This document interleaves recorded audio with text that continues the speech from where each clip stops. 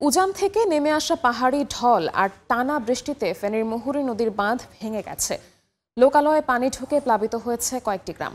বৃহস্পতিবার রাতে পানির তোড়ে ফুলগাজীর উত্তর বরিয়া এলাকায় বন্যা নিয়ন্ত্রণ বাঁধ ভেঙে যায়।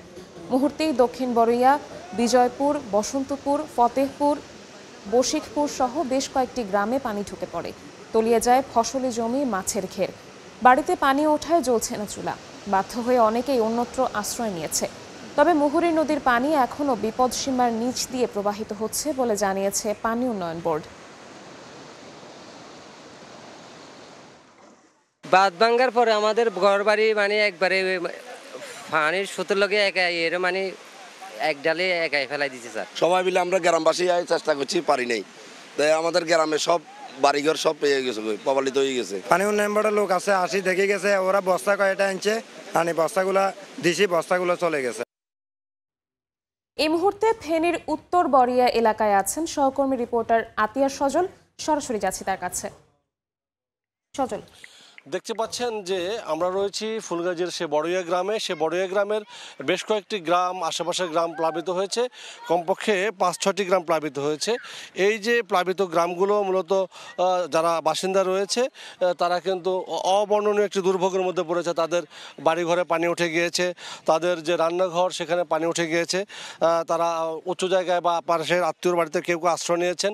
আর যদি বলি, গতকাল থেকেই কিন্তু বিপদসীমার খুব কাছাকাছি চলে আসে মুহুরী নদীর পানি, যদিও বিপদসীমা অতিক্রম করেনি। কিন্তু ইদানিং আমরা দেখেছি মুহুরী নদীর পানি বিপদসীমা অতিক্রান্ত হওয়ার আগেই বন্যা নিয়ন্ত্রণ যে বাঁধ রয়েছে নদীর দুধারে ১২২ কিলোমিটার, সেই বন্যা নিয়ন্ত্রণ বাঁধের বিভিন্ন অংশ দিয়ে কিন্তু পানি টপকে লোকালয়ে ঢুকে পড়ছে।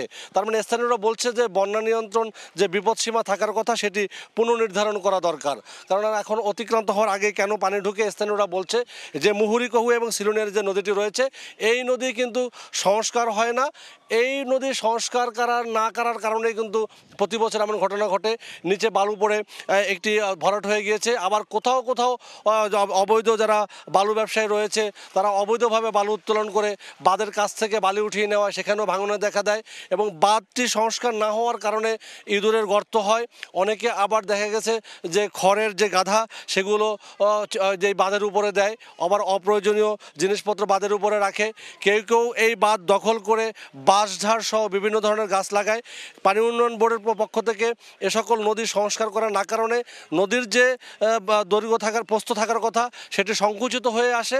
এবং এই যে বর্ষা মৌসুম আসলে ভারতের উজান থেকে যখন পানি ছেড়ে দেওয়া হয় অথবা ভারতের উজানে যখন বৃষ্টিপাত বেশি হয়, সেই সাথে বাংলাদেশে বৃষ্টিপাত সব মিলে যখন নদীতে পানি বাড়তে শুরু করে তখনই কিন্তু নদীর যে পানির যে প্রবাহ সেটি স্বাভাবিক গতিতে না যাওয়ার কারণে বা না যেতে পারার কারণেই কিন্তু এই পানিটি সহজেই বাঁধে আঘাত হানে এবং যেখানে দুর্বল পায় সেখানে কিন্তু ভাঙে। গত বছর কিন্তু এই যে বন্যা নিয়ন্ত্রণ বাঁধ রয়েছে ১২২ কিলোমিটার, সেই বাঁধের ১০২টি স্থানে ভেঙেছিল।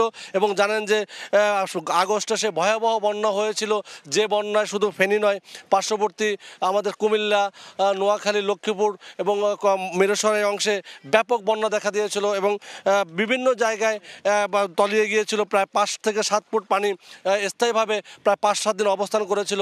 লক্ষ লক্ষ মানুষ এখানে পানিবন্দী হয়ে পড়েছিল গত বছর এবং সেই ক্ষতি প্রায় ৩,০০০ কোটি টাকা ছাড়িয়েছিল শুধু ফেনী অঞ্চলেই। এমন সে ক্ষতি হওয়ার পরেই কিন্তু পানি উন্নয়ন বোর্ড বা সংশ্লিষ্ট কর্তৃপক্ষ এটি লড়ে চড়ে বসার কথা, কিন্তু সেটি কিন্তু আশার আলো দেখছেন না। গত ১০২টি স্থানে যে ভেঙেছিল এই বাঁধের, সেখানে কিন্তু প্রায় ২০ কোটি টাকার বেশি ব্যয় করে এ সকল মেরামত করা হয়েছে। তবে সে সকল মেরামতের কিন্তু বাঁধের বেশিরভাগ জায়গায় কিন্তু এক বছরও ফাটল দেখা দিয়েছে এবং অনেক জায়গায় সে সকল বাঁধের ওইখান থেকে টপকে পানি ঢুকছে।